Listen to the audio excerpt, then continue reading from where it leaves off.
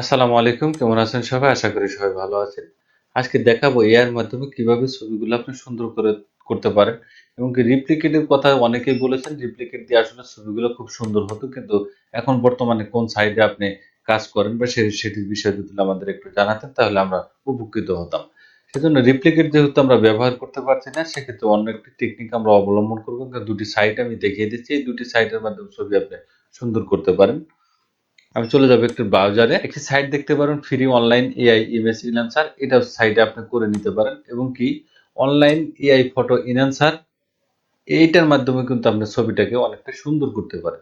দুটি সাইট আমি দেখিয়ে দিচ্ছি কোন সাইটের ছবিটা খুব সুন্দর হয়। সেক্ষেত্রে আমি প্রথম চলে যাব ফ্রি অনলাইন ইমেজ ইনহ্যান্সার, এটা যাব। আমি ছবিটাকে প্রথমে এখানে আপলোড করব। এটার সাইটটাও দেখাচ্ছি, আমি ওই সাইটটাও দেখাবো। দুটি ছবির আমি কম্পেয়ার করে দেখাচ্ছি কোনটা সুন্দর হয়। ধরুন এটা ডাউনলোড অপশন ক্লিক করে দিলাম। এখানে নিউ ট্যাব ওপেন করে এখানে ডাউনলোড, এখানে নিউ ট্যাবে ছেড়ে দিব। ছেড়ে দিয়ে মাউসের রাইট বাটন ক্লিক করে সেভ অ্যাজ ক্লিক করে এখানে এটা অন দিয়ে দিলাম। এটা অন দিয়ে দিচ্ছি। এখন চলে যাব আমি অনলাইন এআই ফটো ইনহ্যান্সার, এটা চলে যাব। এখানে আপলোড ইমেজ, এটা প্রসেসিং কমপ্লিট। এখন আমি এখানে ডাউনলোড অপশনে ক্লিক করে দিলাম। ছবিটা ডাউনলোড হয়ে গেছে। এখন এটা আমি ওপেন করব। ওপেন করে এটাকে একটি নাম দিয়ে দিচ্ছি আমি। এটার ধরুন এটা আমি 2 দিয়ে দিলাম।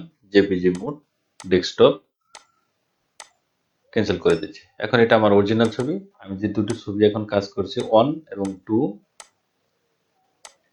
এটা 2টা এখানে রাখছি, 1টা দেখাচ্ছি। এটা হলো আমি এআই ফ্রি ইনহ্যান্সার থেকে এটা কাজটা করেছি। এটা রেজলিউশনটা দেখুন। এটা কিন্তু মোটামুটি অনেকটাই ভালো করে দিয়েছে। এবং কি 2টা যদি দেখাই এখানে এই ফটো এনহান্সার, এটা দেখুন, এটা কিন্তু আরো কিন্তু সুন্দর করে দিয়েছে। এটা কিন্তু আরো রেজলিউশনটা অনেকটা কিন্তু হাই করে দিয়েছে। এখানে চুলগুলো যদি দেখেন আপনি, চুলের গোড়া কিন্তু এখানে দেখা যাচ্ছে। এটা কিন্তু এতটা না, এটা কিন্তু একটু ঘোলাটে ঘোলাটে ভাব। এটা কিন্তু বেশি ক্লিয়ার করে দিয়েছে। এখন আপনি রেপ্লিকেটের সাথে তুলনা করবেন, সেক্ষেত্রে এই ছবিটা কিন্তু সুন্দর কিন্তু কম করে দেয়নি। এই সাইডটা কিন্তু অনেকটা সুন্দর করে দেয়। এখন যদি অরিজিনাল ছবিটা আপনি দেখেন, দেখুন এটা কিন্তু অরিজিনাল ছবি। এখানে দেখুন চুলের এটা এবং কি ফেসটা কিন্তু অনেকটা নয়েজ রয়েছে এখানে। এখানে যে আমি দ্বিতীয় সাইডটা যেটা করেছি সেটা হলো অনলাইন এআই ফটো ইনহ্যান্সার, দেখতে পাবেন এখানে। এটা কিন্তু এই 2 নাম্বার ছবিটা, এটাকে দেখুন, এটা কিন্তু অনেকটাই সুন্দর করে দিয়েছে। তাহলে আপনি রেপ্লিকেটের সাথে সবসময় তুলনা করলে হয় না। এখন এটাকে মিনিমাইজ করে দিচ্ছি, আমি ক্লোজ করে দিলাম। এটাকে আমি ক্লোজ করে দিচ্ছি। এখন এই ছবিটাকে আমি যদি কাজ করি তাহলে দেখুন এটা খুব সহজেই কিন্তু আপনার ছবিটাকে আপনি কাজ করে নিতে পারেন খুব ইজিলি ভাবে। এখন একটু লেয়ার করে নিচ্ছি, কন্ট্রোল জে বাটন প্রেস করে লেয়ার করে। এখানে খুব একটা আপনাকে কাজ করতে হবে না, যেহেতু ইয়ার মাধ্যমে কাজটা করে দিয়েছে। খুব কিন্তু সুন্দরভাবে কিন্তু কাজটা এখানে করেছে। এখানে ম্যাজিক টুলের মাধ্যমে এটাকে আমি সিলেক্ট করে নিচ্ছি, একটু সিলেক্ট করে নিলাম। মাউসের রাইট বাটন ক্লিক করে এখানে একটি ফেদার দিয়ে দিব, 10 ফেদার দিয়ে দিলাম। এখন কন্ট্রোল এল বাটন প্রেস করে লেভেলটাকে আমি একটু হালকা একটু বাড়িয়ে দিলাম, বাড়িয়ে দিয়ে একটু ফর্সা করে নিলাম ছবিটা। ব্রাশ টুলের মাধ্যমে ছবিটাকে আপনি একটু ঘষতে পারেন, ঘষে হালকা একটু শ্যাডোগুলো একটু আপনি রিমুভ করে দিতে পারেন। যে শ্যাডো শ্যাডো ভাবটা রয়েছে সেটা আপনি রিমুভ করে দিবেন এখান থেকে।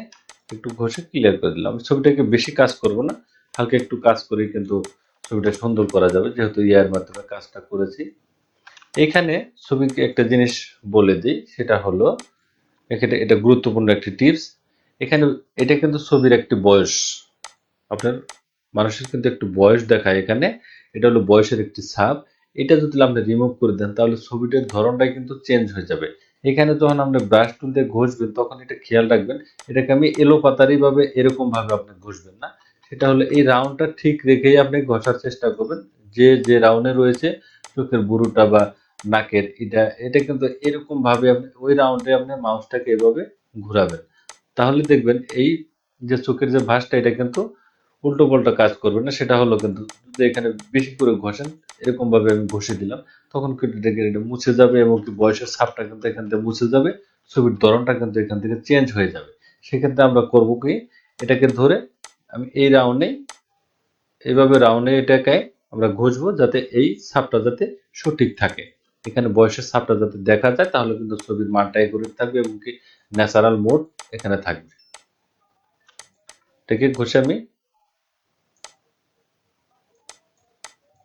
ক্লিয়ার করে দিলাম। দেখুন ছবিটা কিন্তু কমপ্লিট হয়ে গেছে। একটু কাজ যদি আপনি বেশি মনে করেন সেক্ষেত্রে এখানে অপাসিটি থেকে এখানে হালকা একটু আপনি কমিয়ে দিতে পারেন এবং কি ফিলটাও একটু কমিয়ে দিতে পারেন। কমিয়ে দিলে ছবির ন্যাচারাল মুডটা এখান থেকে চলে আসবে। দুটি লেয়ার আমি এক করে দিচ্ছি। এক করে এখন ব্যাকগ্রাউন্ডটা চেঞ্জ করব। ব্যাকগ্রাউন্ডটা চেঞ্জ করার জন্য ফটোশপ 7 যদি আপনি ইউজ করে থাকেন তাহলে alt control X button press করে দিয়ে এরকম একটি ডায়লগ বক্স চলে আসবে। এখানে এটা সিলেক্ট করে দিয়ে এখানে ব্রাশ টুলটা আপনি একটু ছোট বড় করে নেবেন। এখানে ব্রাশ টুল দেওয়া আছে, ব্রাশ টুল এখানে আপনি একটু ব্রাশ টুলটা আমি একটু বড় করে নিচ্ছি, একটু বড় করে নিলাম। ছবির এই সাইড থেকে এটাকে আপনি ধরবেন, ধরে এটাকে আপনি ছবির এখান থেকে মিলাবেন। মিলিয়ে চুলটাকে ধরে চুলটাকে একটু বাজিয়ে নেবেন। এখানে সেটা হলো চুলের এখান থেকে যদি আপনি করে দেন তাহলে কিন্তু এটা কিন্তু রিমুভ হবে না। এই জায়গাটা আপনি ফিল করে দিয়ে এটাকে এখানে মিলিয়ে দিবেন। মিলিয়ে দিয়ে অবশ্যই এখানে এখানে দুটি অপশন রয়েছে দেখুন। এখানে এই যে অপশনটা দেখতে পাবেন, এখানে বেশ কিছু অপশন এখানে থাকবে। তার মধ্যে এখানে যে স্মুথ অপশনটা, এই স্মুথ এখানে আপনি বাড়িয়ে দিয়ে এটাকে আপনি একটু বাড়িয়ে দিবেন। আর এখানে যা আছে এটা ঠিক রাখলে কিন্তু চলবে, সমস্যা নেই। এটাকে আমি একটু 100% করে দিব। এখানে ফিল কালারটা দেখতে পাবেন, এখানে ফিল, এই ফিল কালার ক্লিক করে ছবির ভিতর সাইডে আপনি ক্লিক করে দিয়ে এটাকে ওকে করে দিবেন। ওকে করে দিলে ব্যাকগ্রাউন্ডটা কিন্তু চেঞ্জ হয়ে যাবে। চুলগুলো এলোমেলো রেখেই চেঞ্জ করে দিয়েছি আমি। ব্যাকগ্রাউন্ডটা পরিবর্তন করে দেখাচ্ছি। এখানে ক্যারেক্টার নিউ ফিল কালার, এখানে সলিড কালার চলে যাব। এখানে হোয়াইট কালার পেস্ট করে দিচ্ছি আমি, হোয়াইট কালার দিয়ে দিলাম। এখানে উপরের লেয়ারটাকে ধরে আমি নিচে ড্যাশ করে ছেড়ে দিব। ছেড়ে দিলে দেখতে পাবেন এই চুলগুলো কিন্তু এলোমেলো রেখেই কিন্তু ব্যাকগ্রাউন্ডটা পরিবর্তন হয়ে গিয়েছে। এটা কিন্তু 7.0 তে আপনি খুব সহজেই কাজটা করে নিতে পারেন। এখানে কিছু ইরেজ রয়েছে, এটাকে আমি ইরেজ করে দেবো। ইরেজ করার জন্য উপরে লেয়ারে সিলেক্ট করে এখানে ইরেজারে চলে যাব, ইরেজার টুল। এখানে আমি এটাকে একটু ইরেজ করে দিচ্ছি। এটাকে আমি ইরেজ করে দিলাম। ইরেজ করে দিয়ে এটা ছোট আমি একটু কেটে দিচ্ছি। এখন সাইডের চুলগুলো আপনি হালকা একটু কেটে দিতে পারেন, কেটে দিলে কোনো সমস্যা হবে না। কেটে দিলাম। এখন এখানে যে কোনো কালার আপনি এখানে চুজ করে আপনি দিতে পারেন, যে কোনো কালার আপনি এখানে দিতে পারেন, দিয়ে দিতে পারেন। তাহলে দেখলেন খুব সহজেই কিন্তু একটা ছবিকে সুন্দর করতে পারেন এআই সাইডের মাধ্যমে। এখানে বুড়োগুলা দেখুন খুব সুন্দরভাবে কিন্তু এখানে করেছে, চোখ থেকে শুরু করে সবকিছু এখানে সুন্দর করে দিয়েছে। আপনি রিপ্লিকেটের চেয়ে যে একেবারে খারাপ বলতে পারেন না ছবিটাকে, এর মাধ্যমে রিপ্লিকেটের মতোই কাজ করে দেয়, তবে রিপ্লিকেটের মতো না, রিপ্লিকেটের চেয়ে একটু কম। সেক্ষেত্রে ছবিগুলো কিন্তু ভালো একটি কাজ করে দেয়। আপনি সাইটটি ব্যবহার করতে পারেন। সাইটের লিঙ্কগুলো আমি দিয়ে দেবো, সেখান থেকে আপনারা ছবিতে কাজ করে নিতে পারেন সাইন আপ করে। দুটি লেয়ার আমি এক করে নিচ্ছি, কন্ট্রোল এই বাটন প্রেস করে। যদি আপনি যে কোনো সাইজ, আপনি কোন সাইজের ছবিটা প্রিন্ট করতে চাচ্ছেন সেই সাইজটা এখানে দিয়ে আপনি ছবিটা কেটে নিতে পারেন। ধরুন আমি এখানে 3R সাইজ আমি দেব। 3R সাইজ গুলো 3.5x5, রেজুলেশন অবশ্যই 300। এখানে ওকে করে দিলাম।